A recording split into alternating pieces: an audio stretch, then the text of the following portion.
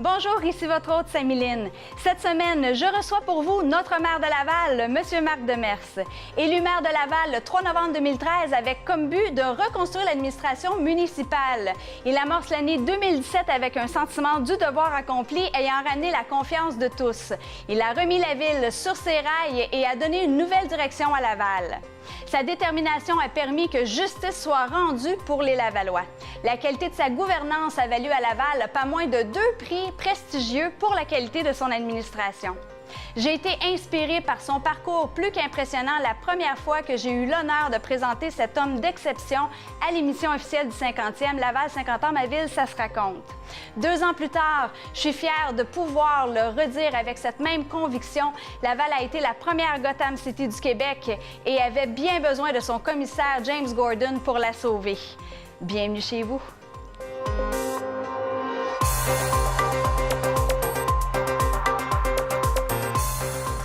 Monsieur le maire, merci beaucoup de nous honorer de votre présence. On est vraiment content de vous avoir. Merci de m'inviter à l'émission puis de me donner l'occasion de m'adresser aux citoyens de Laval. Monsieur le maire, vous êtes on pourrait dire un petit gars de Laval, vraiment. Laval, c'est conçu en 1965 et vous êtes déménagé à Laval en 67. Effectivement, je suis arrivé alors que j'étais adolescent en 67. J'ai étudié à l'école à Saint-Maxime, au Mont-la-Salle, avant d'aller au Cégep Saint-Laurent. Donc, c'était facile d'y faire sa petite patrie, là. Effectivement. On a fait nos racines ici et par la suite, ça révèle mon âge avancé. En 1971, j'ai commencé au service de police de Laval. Et c'est là que vous avez fait enquêteur gestionnaire de crise. J'ai commencé par faire de la patrouille pendant plusieurs années. Et à l'époque, les policiers assumaient aussi le rôle d'ambulancier, un certain nombre. Alors, j'ai été pendant tout près de 7 ans de temps patrouilleur et ambulancier au service des citoyens de Laval. Et j'ai été policier éducateur, ce qu'on appelait à l'aide à la jeunesse aussi pendant 1 an de temps. Et par la suite, suite à un processus d'examen, j'ai été enquêteur et un petit peu plus tard, responsable d'une équipe d'enquête. Et vous avez même formé le corps policier par la suite. On donnait de la formation. J'ai donné de la formation au Collège canadien de la police à GRC à Ottawa. C'était de la formation essentiellement sur la gestion des scènes de crimes majeurs, des catastrophes. J'ai aussi donné de la formation sur des techniques d'entrevue, mais pas le même style d'entrevue que vous, là. Pour obtenir des déclarations là, avec des suspects et sur des scènes de crime ou des recueils de témoignages. Alors, c'est ce genre de formation. Un petit peu plus impressionnant comme enquête, comme interview. Pas nécessairement. C'est une technique différente. Mais à la fin, tout était sur vidéo. Absolument. Ce qui est le fun, c'est que on connaît Monsieur le maire aujourd'hui.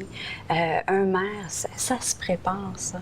Qu'est-ce qui vous a donné le goût d'entrer en politique? Je peux vous dire, souvent, quand je travaillais dans la police, à des heures, la nuit, puis quand tu es fatigué, tu te dis, il faut aimer l'emploi, puis il faut aimer la ville, sinon je serais couché. C'est clair, des longues heures. Effectivement. Et surtout, lorsque tu enquêtes des crimes majeurs, tu ne peux pas arrêter parce que les conséquences sont souvent irréparables. Alors, tu viens que tu aimes la municipalité, tu aimes ta communauté, et quand M. Decotis m'a demandé 3 fois de me présenter.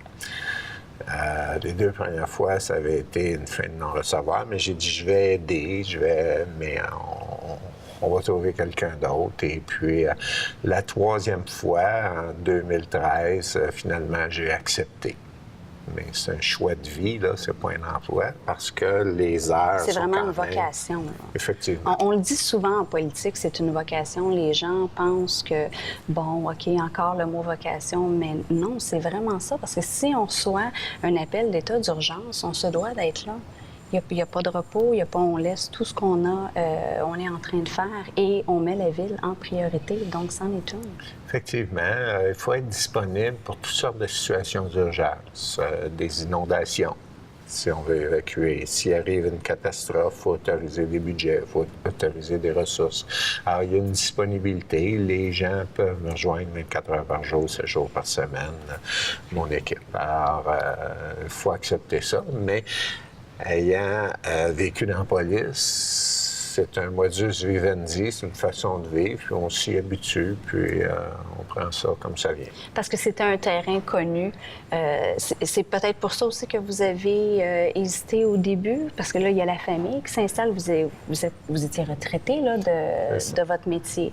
Donc là, il y avait un confort familial, je présume, qui s'est installé, qu'on se dit, bon, OK, à quel point je veux vraiment m'investir? Parce que vous allez à 100 000 à l'heure. Là, quand vous êtes dans quelque chose, vous y êtes ou vous y êtes pas. C'est ça. Vous avez bien cerné le défi de la décision. C'est pour ça que c'est une décision de famille et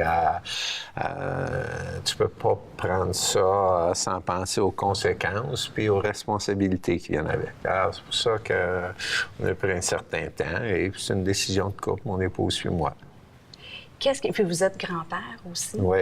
Donc, ça aussi, c'était important de... Mais on concilie tout ça en bout de ligne. On est heureux de la décision et on va de l'avant.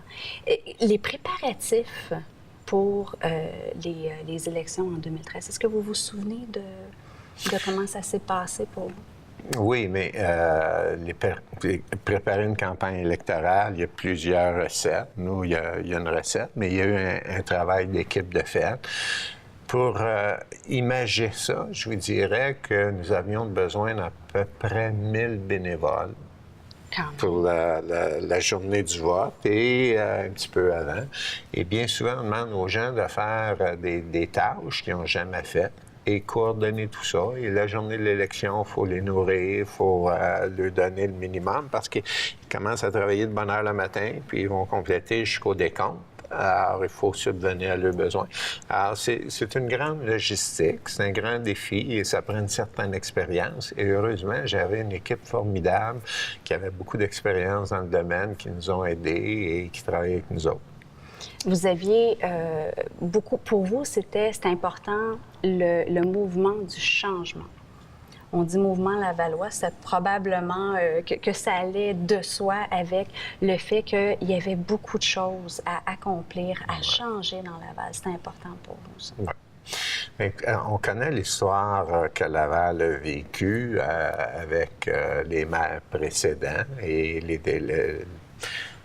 Vaillancourt, les dernières années de son mandat, il y avait l'esprit ailleurs. Ce qui meublait son esprit, c'était peut-être pas la gestion de la ville, c'était toutes sortes d'autres problèmes, mais M. Duplessis, la même chose. Alors, il y a un désordre qui s'est installé. Il y avait les employés qui avaient perdu leur fierté, leur confiance, qui ne savaient plus à qui pouvoir se fier, leur professionnalisme était atteint. Alors, il y avait un défi là. En même temps, on arrivait toute une nouvelle équipe.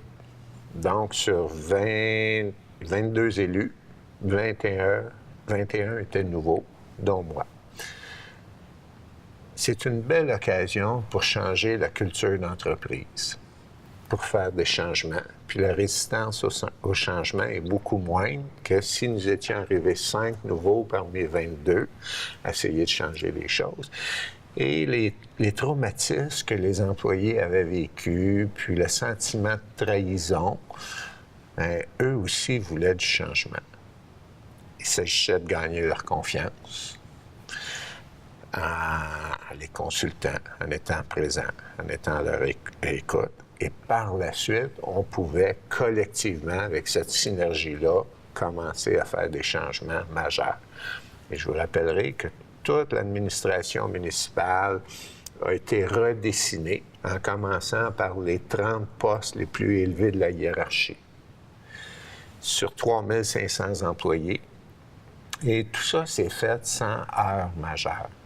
Et dans des situations pas toujours faciles de renégociation de conventions collectives, le gouvernement qui a imposé une loi 15 pour la restructuration des fonds de pension, qui a heurté de front l'ensemble des syndicats dans le monde municipal à travers la province. Alors, tout ça, c'est quand même très bien fait. C'est le mot changement, le besoin, la soif de voir des choses s'accomplir. Vous êtes arrivé vraiment dans la bonne vague. J'imagine que, parce que oui, vous avez une équipe incroyable, mais j'imagine qu'on entre en fonction ou qu'on veut entrer en fonction avec des principes, des racines qui nous sont propres, qui sont importantes pour nous. On amalgame ça comment avec l'équipe? Mais l'équipe connaissait... moi, quand j'ai décidé d'embarquer avec le mouvement Lavallois, j'avais dit, écoutez, on va apprendre à vivre ensemble, on va se donner quelques mois. Les gens voulaient que je me présente comme chef, comme candidat à la mairie. J'ai dit, on va se donner quelques mois pour être sûr qu'il y a des atomes crochus. Qu'on se comprend bien, qu'on a des valeurs communes puis des objectifs communs. Alors, à l'époque, j'étais conseiller et co-porte-parole du mouvement Lavallois. Et finalement, on a décidé, après un certain temps, que j'étais prêt à être le candidat à la mairie. Alors, il y a eu cette période-là pour être sûr de bien se comprendre. Alors, c'est ce qui s'est fait. Et on partageait des valeurs communes d'intégrité, de transparence. Et je vous dirais, que ce soit au niveau de l'environnement, au niveau de la gestion. Et dans ce sens-là, ça s'est fait assez facilement avec l'équipe des élus. C'était déjà bienvenu d'avance d'avoir un parti qui apportait le changement, justement. Donc, ça a été vers la vague. Le lendemain de l'élection, parce que là, on s'est bien préparé, on a couru comme des champions. C'est la journée, le lendemain des élections. On se sent comment? Qu'est-ce qui arrive? Là, à mon expérience de gérer des crises, de gérer l'inconnu, m'a bien servi. J'avoue, quand je suis rentré à l'Hôtel de Ville, le directeur général, M. Vandal, m'a reçu et avant même que je sois assermenté, il voulait que je prenne des décisions sur des orientations dans plusieurs dossiers. Alors, ce qui me passait dans la tête, je dois vous dire, c'est pour m'être présenté à la mairie, il fallait être un petit peu inconscient ou un petit peu fou. Et je me suis dit probablement un peu des deux. Ça s'est fait. Et j'ai fait confiance. J'ai fait confiance aux gens, j'ai fait confiance à mes valeurs, aux valeurs des gens qui m'entourent, et les choses ont tombé en place. Et je pense que ça a bien été. Je pense que ça a bien été à cause de la volonté de l'ensemble des employés d'avoir un changement de culture, un changement des valeurs, une façon bien différente de ce qui existait, de voir les choses, de gérer l'administration. Vous, c'était un 180, là? Oui, effectivement. Avant, il existait à l'Hôtel de la Ville une culture où personne n'avait le droit de se parler. Donc, l'urbanisme faisait ses choses, le génie faisait ses choses, les gens de la culture d'autres choses, et l'échange d'informations ne passait pas. Nous, ce qu'on a dit, c'est qu'il faut que tout le monde se parle. Moi, les premiers comités exécutifs, les directeurs de service n'avaient pas le droit de me parler. Ça prenait l'approbation du directeur général avant de me transmettre l'information. J'ai dit, non, regardez, tout le monde va se parler. Je suis habitué à gérer les lignes de communication, mais les gens vont savoir ce que l'autre prépare pour être capable de répondre à ses besoins en temps et lieu. Alors, éviter le conflit. Éviter le conflit et éviter les délais. Absolument. Éviter les délais. Alors, on est prêt, on peut se préparer d'avance, et dans ce sens-là, il y a eu un travail d'équipe qui s'est fait. Je vous dirais, ce que j'ai constaté, c'est que la seule place où il y avait une vue d'ensemble, c'était dans le bureau du maire. Alors, le maire pouvait demander d'évaluer un terrain de la municipalité et par la suite demander à l'urbaniste de changer le zonage, ce qui changeait la valeur du terrain de A à Z. Et là, il pouvait disposer du terrain selon la valeur avec un papier d'évaluation. Mais il y a eu des petits changements mineurs. Et tout le monde faisait son travail de bonne foi. Mais les gens étaient manipulés. Totalement. Alors, dans ce sens-là, pour éviter ces manipulations-là, redonner certains professionnalistes à chaque personne responsable, mais il faut s'apprendre la communication. Il faut savoir, il faut se donner une vue d'ensemble un petit peu tout le monde. Et ça, c'était un vent de fraîcheur bienvenu pour l'ensemble des employés, puis ils l'ont apprécié. Ça fait partie d'apporter une transparence aussi, parce que ça va de soi. Je veux dire, si un ne sait pas ce que l'autre est en train de faire, on peut facilement se cacher en arrière des rideaux. Effectivement. Tandis que là, ça apporte vraiment une transparence qui est vraiment la clé du succès, je trouve personnellement, et je suis certaine, les Lavallois sont d'accord à dire, le mouvement Lavallois a apporté cette transparence qui était vraiment en demande, pour dire le moins. C'est un ingrédient essentiel au travail d'équipe. On ne peut pas travailler en équipe, vous et moi, si je ne sais pas ce que vous faites ou vice-versa. Alors, si on veut un travail d'équipe, si on veut développer une synergie du groupe, ça prend une certaine transparence et communication. Absolument. Puis, un comité, c'est comme une grande famille. Fait que des fois, ça s'entend, des fois, ça s'entend pas. On a géré ça comment de cette façon-là pour vous? En général, on n'est pas obligé de s'entendre. Ce qu'on est obligé, c'est de se respecter. Bravo. Il y a des caucus où il y a des divergences d'opinion, où on parle tout le monde. Et puis, s'il arrive des sujets qui sont trop proches des valeurs d'un ou de l'autre, bien écoutez, il n'y aura pas de ligne de parti. Chacun va voter comme il le veut.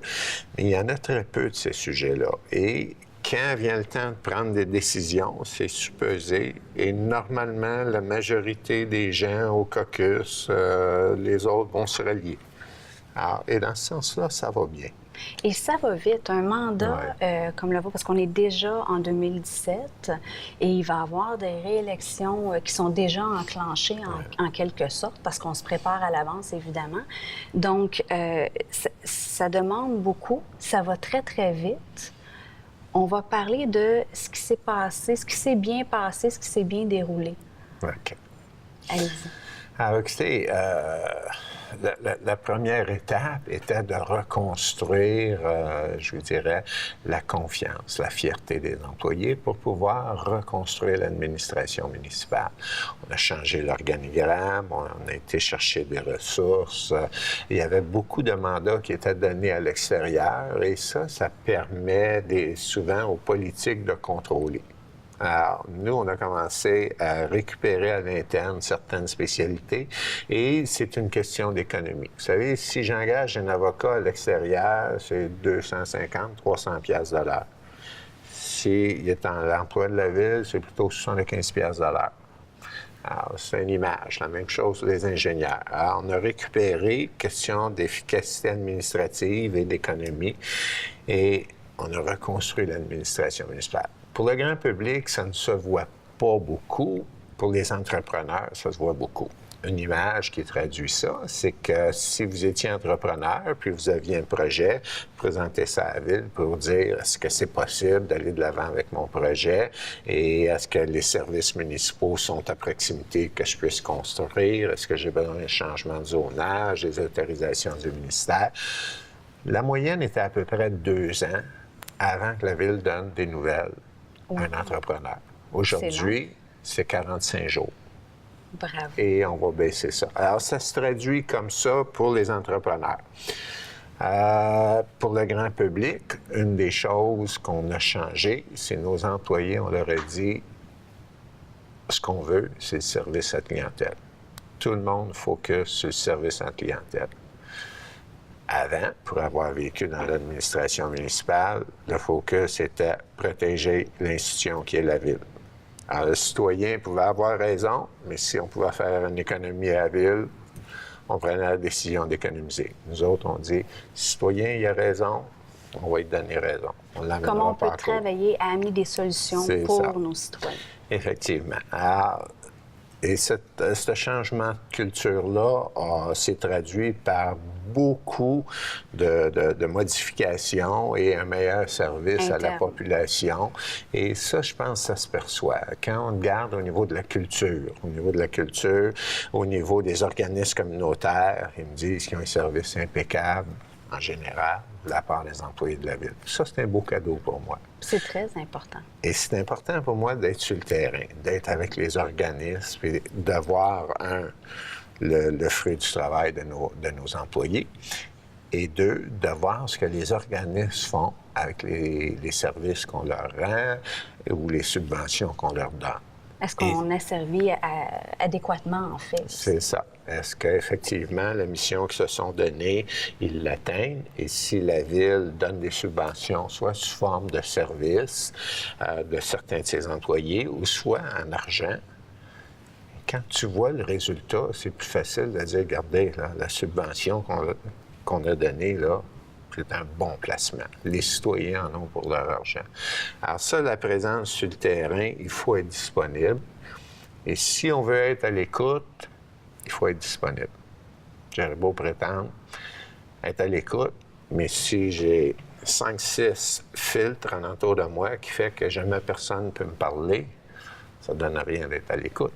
Les gens ne peuvent pas t'atteindre. Alors, il faut être puis le disponible. niveau de confiance, de toute façon, va se désintégrer tranquillement. Je veux dire, un terme, c'est si vite terminé. Effectivement, effectivement. Donc, il faut vraiment redoubler au niveau du travail pour être sûr que, finalement, notre mandat est accompli. Et ça, au niveau de la transparence, au niveau de ramener un climat de confiance, vous avez, votre administration a gagné 2 prix d'ailleurs par rapport à ça, ce qui est tout à Effectivement. votre On a gagné des prix au niveau de l'Union des municipalités, au niveau de l'ENAP, et les prix qu'on pourrait dire qui sont importants. Il y a l'Association des entreprises indépendantes du Canada qui a classé Ville de Laval comme étant la ville parmi les grandes villes au Québec. La première avec qui il est le plus facile de faire affaire avec. Alors, on est passé de dernière classe à première classe. Le prix que je suis très, très fier, parce que ça a une incidence directe, c'est la cote de crédit qu'on a eue, qui est la meilleure au Québec. Puisque on a des emprunts à long terme que la loi nous oblige à avoir, à financer, mais de l'ordre de tout près de 700 millions. Vous savez, si le taux d'intérêt change, ça a des impacts majeurs. Alors, ça se traduit par des économies à tous les ans. Cette année, ça se traduit par une économie de 2,5 millions d'intérêts de moins qu'on a à payer. Ce 2,5 millions-là va servir à donner du service à la population. Ça touche directement, effectivement, comme vous le disiez si bien. Alors, pour nous, c'est important et ça, c'est pas un prix. Un accomplissement. C'est un accomplissement qu'on est fier. Absolument. Oh, et il y a de quoi être fier, d'ailleurs. Oui. Parlant de beaux projets, on a le complexe aquatique et la Place Belle. C'est déjà entamé. On est très, très, très... Il y a de l'effervescence alentour de tout ça. Ouais. Effectivement. Si on prend la Place Belle, premièrement, c'est à l'intérieur de l'horaire prévu, à l'intérieur des budgets prévus. Alors, au mois de septembre, il y aura l'ouverture officielle. Deuxièmement, nous avons une équipe de hockey. Et ça, sur le plan économique et sur le plan culturel, c'est important. Et c'est le seul centre qui est conçu de cette façon-là au Canada avec 3 glaces. 3 glaces, ça veut dire 2 glaces pour la communauté. C'est comme si on avait construit une aréna plus le centre, la Place Belle. Okay? Alors, pour nous, ça, c'est unique, c'est précieux parce que nos enfants vont côtoyer les joueurs de hockey professionnels. Ça laisse une belle empreinte, ça. Oui, et c'est de l'inspiration, de l'exemple, et c'est précieux pour nos enfants. En ce qui a trait au centre aquatique, c'est la nouvelle signature. C'est un concours d'architecture, et un des défis que les architectes avaient, c'était de respecter le boisé sur le terrain. Alors, vous allez remarquer que l'édifice est fait en rond pour respecter la structure du boisé, et les arbres vont même entrer dans l'édifice. Et encore là, c'est un centre qui va servir pour nos athlètes d'élite et la communauté en même temps. Donc, on se côtoie. Effectivement. Et ça, pour nous, c'est un concept précieux. Unique. Et dorénavant, c'est vers ça qu'on s'en va, tant que j'aurai un mot à dire dans l'administration municipale. Donc, ce sont vraiment des beaux projets en temps. Il y a beaucoup de gens qui s'inquiètent au niveau des stationnements et tout ça. Je pense que c'était vraiment le mot d'ordre là, qui était le plus important pour eux. Vous vous êtes occupé de ça, il n'y aura pas de problème. Il va y avoir des aires de stationnement prévues là, sans problème. C'est un petit peu ironique. Si vous prenez l'avion, puis vous volez au-dessus de Laval, puis vous regardez les stationnements comparativement à n'importe quelle autre ville au Québec, il n'y a plus d'espace de stationnement. Et Laval était reconnu pour une ville de centre d'achat, de stationnement et d'autoroute. Alors, il s'agit de bien gérer ça. On a une équipe qui fait des études, qui arrive avec différentes solutions. Et oui, on va essayer de prévenir tous les problèmes de stationnement et de circulation. Et on est déjà en action là-dessus. Et voilà, de la bouche même de notre mère. Vous êtes à l'écoute des gens. C'est important pour vous que les gens puissent, justement, s'il y a des lacunes pour eux ou ils ont des questions, ou on vous rejoint comment pour... Il y a différentes façons. Si on veut que ça vienne directement au maire, un courriel peut être fait. Mais si vous voulez rapporter un bris, un nid de poule ou quoi que ce soit, on a un système pour que chaque citoyen devienne nos yeux et nos oreilles, qui s'appelle le 3 à 1, pour rapporter une réparation non urgente. Et si les citoyens ont besoin d'un service quelconque, on a 600 organismes communautaires. On a mis un système 2-1-1 et les gens vont parler à quelqu'un qui va évaluer leurs besoins et qui va les mettre en contact avec l'organisme communautaire en question. Alors, il y a différentes méthodes simples et efficaces pour mieux servir nos citoyens. Laval qui va devenir, j'en suis sûre, la première. On est numéro 3 en s'en allant vers le 2, hein, si je ne me trompe pas, au Québec. On va s'en aller vers le 1. J'ai pas de doute là-dessus du tout. Ça, on est 3 au niveau de la population. La population, oui. Au niveau de la qualité et de l'importance, on est la première. Très important à retenir. Écoutez, je le fais à tout le monde et d'autant plus pour vous d'avoir l'honneur de parler à vos citoyens pour le mot de la fin. Ah, bien, écoutez, à ce temps-ci de l'année, j'aimerais vous dire, profitez de l'été, profitez des facilités que Laval offre.